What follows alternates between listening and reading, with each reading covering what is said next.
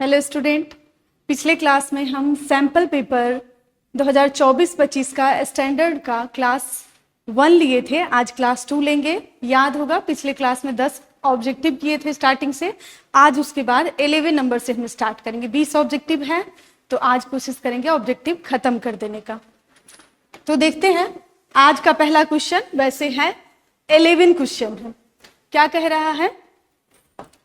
The root of the quadratic equation x square plus x minus 1 is equal to 0 are option इसमें से पहचानना है कि quadratic equation का रूट्स क्या है, ये चारों ऑप्शन में से। तो हम बना के पहले देख लेते हैं क्वाड्रेटिक इक्वेशन क्या दिया हुआ है। X square x minus 1 is equal to 0 और यहाँ देख रहे हैं क्या कि सिंपल फैक्टराइजेशन तो होगा नहीं। सिंपल फैक्टराइजेशन होता तो x का 2 वैल्यू आ जाता, हम उससे देख लेते, ऑप्शन मिला लेते, लेकिन सिंपल फैक्टराइजेशन नहीं है। तब हम क्या करेंगे, क्वाड्रेटिक इक्वेशन का जानते हैं अल्फा बीटा। एक्स का 2 रूट्स आता है जिसको हम सपोज कर लेते हैं अल्फा और बीटा। तो अल्फा या बीटा जो भी हम सपोज करते हैं, एक ही साथ फॉर्मूला लिख सकते हैं क्या, minus b plus minus root under d by 2a। ये फॉर्मूला हम जानते हैं इसका रूट्स निकालने के लिए, जहां पे क्या हो जाता है, where b is equal to b square minus 4ac। अब कहोगे bac क्या रहता है, जानते होगे, फिर भी हम एक बार करा देते हैं। ax square bx plus c, ये होता है क्वाड्रेटिक इक्वेशन का फॉर्म। और यहाँ पे जिस तरह से दिया हुआ है एक्स स्क्वायर प्लस एक्स और माइनस 1 इज इक्वल टू 0, तो यहाँ से तुम समझ जाओगे a यहाँ पे क्या है, 1 है, b क्या है, 1 है और c क्या है, माइनस 1 है। तो अब हम रखते हैं इस फॉर्मूला पे निकालने के लिए, ताकि हमको इस ऑप्शन से पता चले क्या क्या है। तो माइनस b, पहले या तो हम d सॉल्व कर लेते हैं। माइनस b, यहाँ पे b स्क्वायर है तो b की जगह देखना कुछ नहीं है, 1 होगा, 4a 1 है और c क्या है, माइनस 1 है। इसको अब हम सॉल्व करेंगे तो देखना क्या हो जाएगा, 1 और इधर से ये माइनस और माइनस मल्टीप्लाई होके प्लस का साइन बन जाएगा और 4, तो ये होने वाला है 5। अब 5 चला जाएगा, d तो रूट में है तो रूट में ही जाएगा, मतलब सॉल्व करेंगे तो यहाँ से हम लिखेंगे माइनस 1 प्लस माइनस दोनों के साइन के लिए लगा दिए हैं, अल्फा और बीटा के लिए, और रूट अंडर d का वैल्यू आया है 5, 2 मल्टीप्लाई क्या हो जाएगा, a का एक्स का स्क्वायर का कोफिशिएंट है 1, तो minus 1 plus minus root under d by 2। तो यहाँ पे देख रहे हो क्या आ जाएगा, इरेशनल नंबर है, डिस्टिंक्ट तो है ही, डिफरेंट तो है ही। यहाँ पे ये हो जाएगा 5, डी नहीं 5 वैल्यू है, हमको पता 5 हो जाएगा। तो इरेशनल एंड डिस्टिंक्ट यही लग रहा है, नॉट रियल नहीं, यहाँ पे तो आया है। रेशनल एंड डिस्टिंक्ट नहीं, रेशनल तो नहीं है, और उसके बाद रियल एंड इक्वल ये भी नहीं है। तो ऑप्शन नंबर क्या हो जाएगा, ये इरेशनल नंबर एंड डिफरेंट हो जाएगा, डिस्टिंक्ट। सेकेंड क्वेश्चन देखते हैं आज का। देखना क्या है, if theta is equal to 30 degree then the value of 3 tan theta. अब ये वैल्यू याद रखना है, त्रिगो का जितना है रेशियो वाला, वो डिग्री वाला, एंगल वाला, ये सब वैल्यू याद रखना है। तो यहाँ देखो क्या है, थीटा का वैल्यू दिया है 30 डिग्री और निकालना है 3 tan थीटा। बच्चे को ये बहुत लगता रहता है कठिन काम कि कैसे हम याद रखें, तो उसका ट्रिक है, एक साइन का याद रख लोगे तो सबका याद रहेगा। वैसे हम क्लास में पढ़ा चुके हैं। तो यहाँ देखना tan 30 रखना होगा, tan 30 डिग्री, और tan 30 होता है क्या, 1/√3, तो आ जाएगा क्या, 3/√3। अब इसको हम √3 से काट भी सकते थे, 3 के अंदर 2 √3 होता है तो एक काट सकते थे, लेकिन हमको ऑप्शन मिलाना है यहाँ पे। तो देख रहे हैं ऑप्शन नंबर सी यहाँ मैच कर गया है, तो यही हो जाएगा C. Next, the volume of a solid hemisphere is 397/7 centimetre cube. The total surface area of the solid hemisphere is. अब क्या है, हेमिस्फीयर है, फिर से बता दे, स्फीयर का हाफ हो जाएगा आधे से, जब हम काट लेंगे आधे से जो काट लेंगे तो वो क्या हो जाएगा, हेमिस्फीयर हो जाएगा, हेमिस्फीयर। तो यहाँ पे क्या कह रहा है, volume of hemisphere, volume of hemisphere. ये देखो फॉर्मूला याद रखना पड़ेगा, वॉल्यूम ऑफ हेमिस्फीयर, स्फीयर का होता है 4/3 पाई आर क्यूब, आधा है तो हो जाएगा क्या, याद रखने का तरीका 2/3 पाई आर क्यूब। अब गिवन कितना है 396 है, 396 है अपॉन 7, 2/3, और पाई का वैल्यू रख देते हैं, और आर तो तुमको पता ही करना है। देखो 2 से कैंसिल करेंगे 198 टाइम्स में ये कैंसिल हो जाएगा, सामने सामने तुम कैंसिल कर सकते हैं। अब 22 से डायरेक्ट ये 9 टाइम्स में कैंसिल हो जाएगा, ध्यान देके देखना कैसे कैंसिल किए हैं, 2 से 198 टाइम्स में और 22 से 9 टाइम्स में। अब 7 से 7 कैंसिल हो गया, नीचे दोनों सामने सामने हैं। अब बचा क्या है वो पहले लिख देते हैं, कंफ्यूजन ना हो। इधर से 9 बचा है और इधर से आर क्यू अपॉन में 3 है, क्रॉस मल्टीप्लाई हो जाएगा, आर क्यू को हम इधर लिख लेते हैं, और ये हो जाएगा 27। और 27 जानते हो किसका क्यूब होता है, 3 का। आर कितना आ जाएगा, सेंटीमीटर में दिया था तो 3 सेंटीमीटर आ गया है। अब रेडियस पता चल गया है, रेडियस पता चल गया है, टोटल सरफेस एरिया। देखो सरफेस एरिया, अब कहोगे इसका सरफेस एरिया होता है हेमिस्फीयर का 4 pi r square, 4 pi r square होता है, ये होता है। तो कहोगे हेमिस्फीयर है तो कितना हो जाना चाहिए 2 पाई आर स्क्वायर, लेकिन नहीं होगा, यहाँ भी तो है सर्कुलर पार्ट है उसका ऊपर से, तो वो भी मिला के हो जाता है 3 पाई आर स्क्वायर। तो क्या निकालना है, total surface area, total surface area क्या होता है 3 पाई आर स्क्वायर। निकालना है तो हम इसी पे वैल्यू रखते हैं, यहां सामने से रखते हैं 3, और आर का वैल्यू कितना आया है।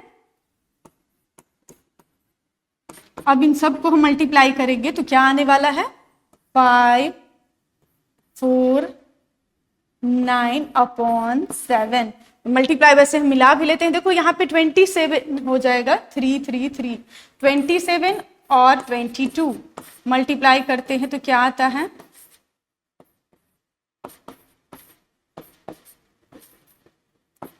594 आ जाता है, 594। इसमें हो रहा था कंफ्यूजन कि कहीं ये गलत हम नहीं तो कर रहे हैं, तो देख लेना मल्टीप्लाई किए हैं तो कितना आ गया है, ये आया है 4959, ये वाला ऑप्शन आ जाएगा हमारा, इसको हम मिटा देते हैं, क्या आएगा 594 अपॉन 7। देख लेना total surface area 3 pi r square, इस पे हम वैल्यू रखे हैं तो आया है 394 अपॉन 7, और क्या है सेंटीमीटर स्क्वायर। यूनिट हमेशा लिखना एग्जाम में, नहीं तो यूनिट छूट जाने पे भी हाफ मार्क्स कटने का ही डर रहेगा। नेक्स्ट 14 क्वेश्चन है, इन ए बैग कंटेनिंग 24 बॉल्स, एक बैग में 24 बॉल है, 4 ब्लू है, 11 है ग्रीन, और जो बच रहा है रेस्ट आर व्हाइट, बाकी जो बचा हुआ है वो व्हाइट कलर है। 1 ball is drawn at random, the probability that drawn ball is white in colour is. अब कह रहा है प्रोबेबिलिटी निकालना है व्हाइट कलर का, व्हाइट कलर का। तो पता पहले करें कि व्हाइट कलर है कितना, तो टोटल बॉल है, टोटल बॉल 24 है, और बाकी इधर कितना है वो हम करके इन दोनों को प्लस करके, ब्लू वाला ग्रीन वाला प्लस करके इसमें से माइनस कर लेंगे तो बचा हुआ तो व्हाइट ही है, तो व्हाइट वाला निकल जाएगा। मतलब ब्लू और ग्रीन को प्लस कर लेते हैं तो 4 + 11 है जो कि हो जाएगा 15, और हम टोटल में से माइनस करेंगे तो हमको व्हाइट वाला बॉल का पता चल जाएगा। व्हाइट बॉल्स क्या करेंगे, टोटल में से हम माइनस कर लेंगे, कितना आ जाएगा 9, और प्रोबेबिलिटी निकालना है किसका, व्हाइट का। तो व्हाइट का निकालना है तो हमको टोटल बॉल नीचे रखना होगा और जिसका निकालना होता है उसका नंबर ऊपर रखना होता है। फिर देखते हैं कैसे। प्रोबेबिलिटी निकालना है, प्रोबेबिलिटी ऑफ व्हाइट बॉल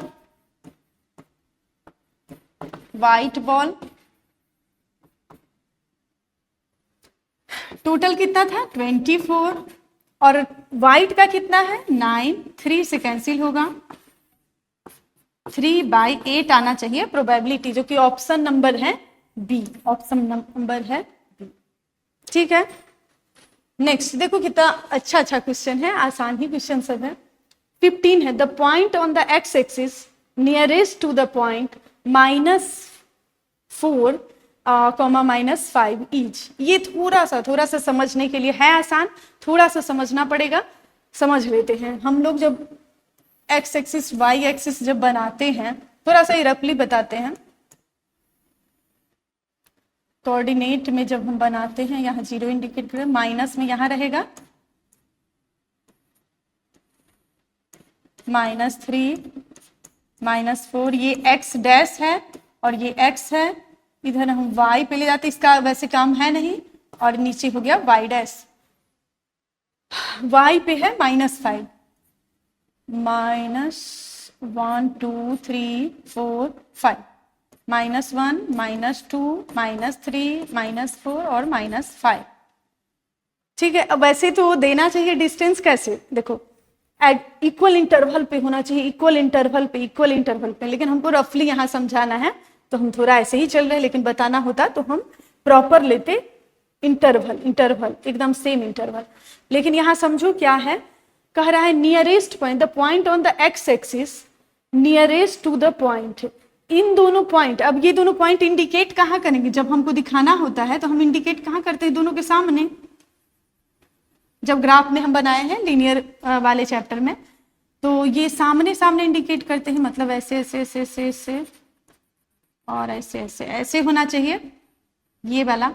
लेकिन कह रहा है जब ये इंडिकेट करते हैं तो नियरेस्ट पॉइंट इसका कौन है, एक्स एक्सिस पे। जब ये दोनों मिल रहा है तो नियरेस्ट पॉइंट कहाँ है, एक्स एक्सिस पे। तो देखो नियरेस्ट तो यही पॉइंट है ना, एक्स एक्सिस पे नजदीक में सबसे नजदीक इस लाइन का नियर वाला पॉइंट कौन सा है, यही पॉइंट है जो एक्स एक्सिस पे इन दोनों के। तो ऑप्शन नंबर कौन सा होगा, ऑप्शन नंबर -4। और हम y के लिए क्या बताते हैं, जब भी एक्स एक्सिस पे दिखाते हैं तो x, अगर हम x का कोऑर्डिनेट बताते हैं तो y वहां पे 0 होता है। तो नियरेस्ट पॉइंट एक्स एक्सिस पे -4 है, तो यहाँ के लिए y क्या हो जाएगा, 0 हो जाएगा। ये b वाला ऑप्शन सही हो जाएगा। समझ लेना आराम से, फिर से देख लेना 1-2 बार। देखना 16 क्वेश्चन नहीं है, आगे मिल जाएगा। 17 क्वेश्चन पे देखते हैं। A point on the x axis divides the line segment joining the point A, जो दिया हुआ है इसका कोऑर्डिनेट, और बी का भी दिया हुआ है, इन द रेशियो। अब कह रहा है क्या कि कोई लाइन है, लाइन बनाते हैं कैसे, दो दिया हुआ है इसका पॉइंट ए और बी। ए का है दिया हुआ 2 और -3, यहाँ का दिया हुआ है 5, 6, और एक्स एक्सिस इसको डिवाइड कर रहा है किस रेशियो में, एक्स एक्सिस डिवाइड कर रहा है 1:2। मान लेते हैं, बीच में रहना जरूरी नहीं है क्योंकि मिड पॉइंट बोला नहीं, हम कहीं भी वो पॉइंट बता सकते हैं। तो एक्स एक्सिस इसको डिवाइड कर रहा है, हम सपोज कर लिए यहाँ पे कि ये काट रहा है, कोई पी पॉइंट पे काट रहा है, जिसका एक्स एक्सिस जब भी बोलता है तो इसका क्या हो जाएगा, एक्स और वाई उसके लिए 0 हो जाएगा। जब भी एक्स एक्सिस होगा तो एक्स के लिए वाई 0 हो जाएगा। किस रेशियो में काट रहा है, 1:2 रेशियो में।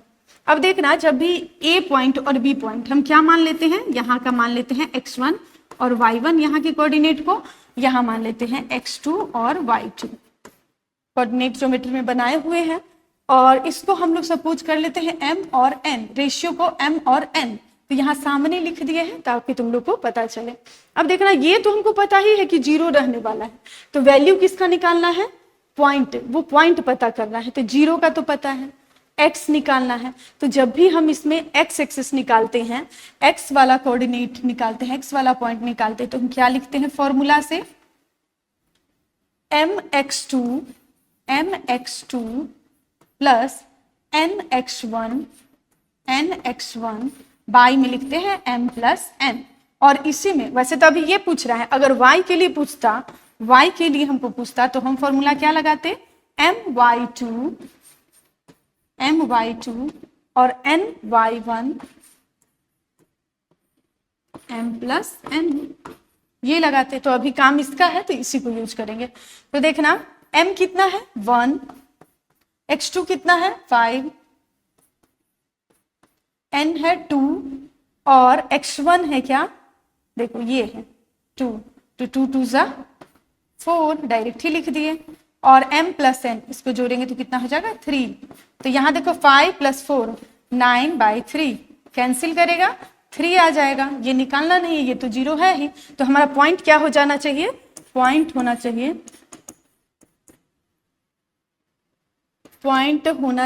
3 और 0। ऑप्शन नंबर सी देख लेना, ठीक है। नेक्स्ट देखते हैं कौन सा क्वेश्चन आ गया 18। A card is drawn from well shuffled of the playing card, the probability of getting red face card is, red face card पूछ रहा है। तो यहाँ हार्ट और डायमंड हो जाएगा क्या, रेड। तो हर क्लब में होता है 13, तो रेड और डायमंड हो गया, रेड हो गया डायमंड और हार्ट। तो टोटल कितने कार्ड हो गए रेड 26। और प्लेइंग कार्ड में कितने होते हैं टोटल 52 होता है टोटल कार्ड्स। तो हमको निकालना है फेस। तो हर में हम जानते हैं हर ग्रुप में जो 4 में बटा हुआ रहता है, हर में फेस कार्ड कितने होते हैं 3। तो यहाँ पे हमको लेना है किसका, सिर्फ रेड का। और रेड आते हैं 26 कार्ड। तो 26 में अगर 3 होगा तो कितने हो जाएंगे 6 हो जाएंगे फेस कार्ड जो रेड होगा। समझ गए होगे। ऐसे ही ब्लैक का अगर पूछता तो ब्लैक भी कितना हो जाता फेस 6 हो जाता। तो यहाँ फिर से देखना फेस कार्ड बोल रहा है, हर क्लब में होगा 3 फेस कार्ड। तो यहाँ पे 2 का पूछ रहा है, 2 यहाँ पे है रेड होता है कौन कौन, हार्ट और डायमंड। तो फेस हो गया टोटल 6। तो फेस हो गया 6 और टोटल हो गया कार्ड 52। 3 से 2 से कैंसिल करेंगे 3 टाइम्स में और यहाँ हो जाएगा 26। तो आ जाएगा कितना 3 और 26। ध्यान से इसको सुन लेना कैसे समझाए हैं। ऑप्शन हो जाना चाहिए इसका डी ऑप्शन। नेक्स्ट देखना जो एग्जाम में सबसे ज्यादा फंसाता है क्या है, एजर्शन रीजन है। इससे बच्चे को बहुत डर लगता है और कंफ्यूजन करने वाला ये सब ऑप्शन भी रहता है, मिलता जुलता दे देता है एजर्शन रीजन। तो देखते हैं, ये सब तो तुम लोग पढ़ लेना, पहले हम इसी को सॉल्व करते हैं, उसके हिसाब से देख लेंगे क्या क्या है। यहाँ है क्या 19 में क्वेश्चन दिया हुआ है, the HC of any 2 consecutive even natural numbers is always 2। HC of any 2 consecutive even natural numbers, सिर्फ नहीं बोला है कंजिक्यूटिव, इवन नेचुरल नंबर। और तो क्या हो जाता है 2। तो क्या सही है। तो वैसे अगर हम लोग लिखेंगे तो इवन का लिखना है तो 2 लिखेंगे, 4 अगर 2 से शुरू करते हैं 6, ऐसे ही बढ़ता जाएगा। मतलब फॉर्म इसका क्या देख रहे हैं, अगर n के फॉर्म में हम ले रहे हैं तो 2n, अगला 2n प्लस 2, ऐसे ही तो बढ़ता चलता है ना। अगर यहाँ पे 1 है तो यहाँ पे 1 है, ऐसे ही करके हम करेंगे।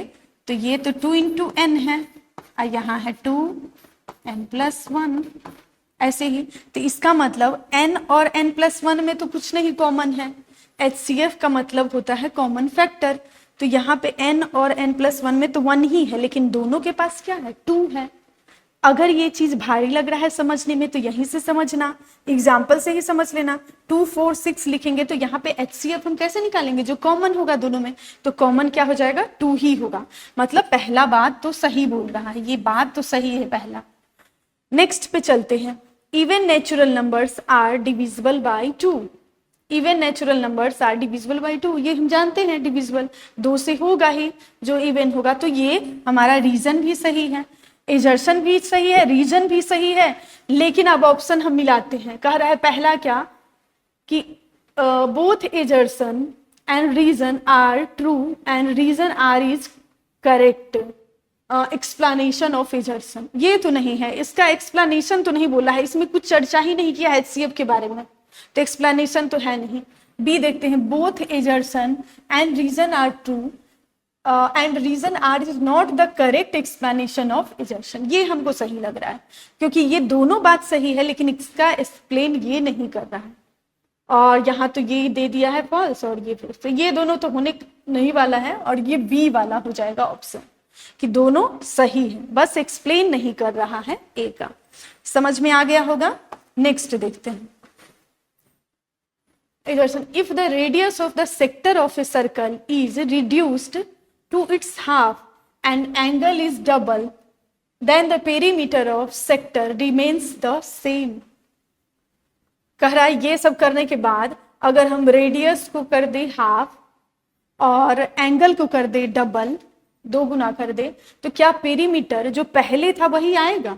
तो पहले हम जान लेते हैं पेरीमीटर सेक्टर का, किसका निकालना है? सेक्टर का।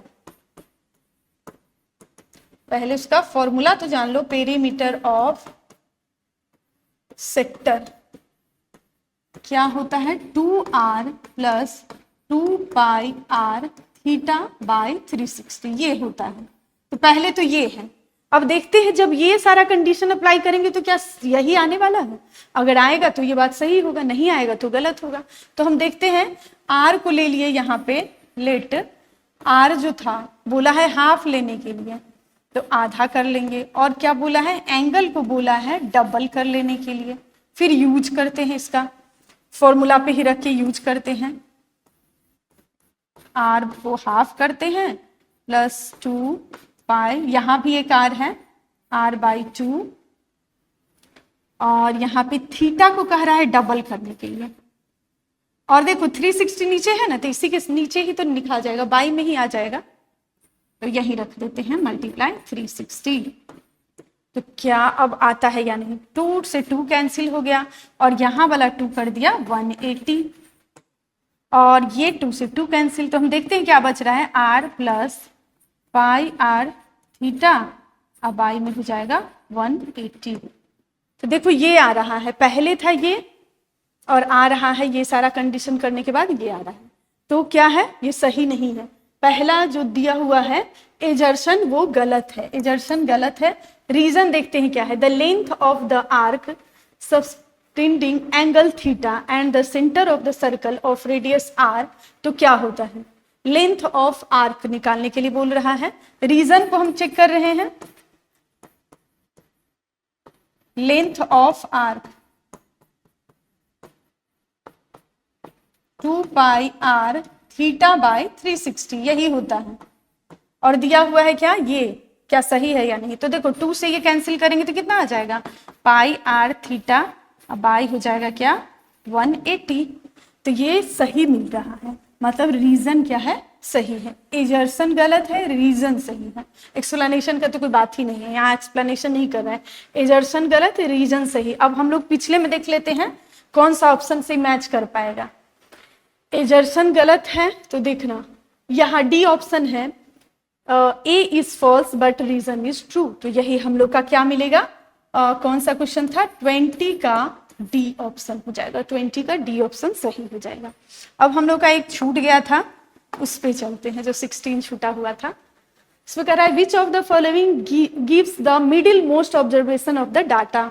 अच्छा, मिडिल मोस्ट निकालना रहता है किसी ऑब्जर्वेशन का, तो हम लोग क्या करते हैं, जानते हैं, मीडियन ही निकालते हैं। ये तो सिंपल है, इसमें कुछ बनाना नहीं है, मीडियन निकालते हैं।